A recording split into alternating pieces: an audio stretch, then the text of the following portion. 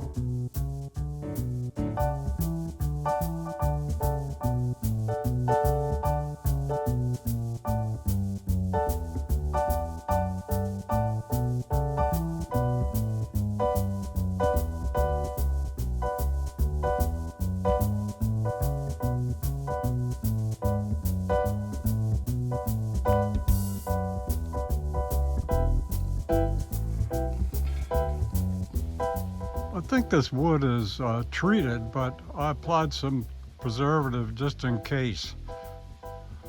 We're going to put some roofing cement right in here.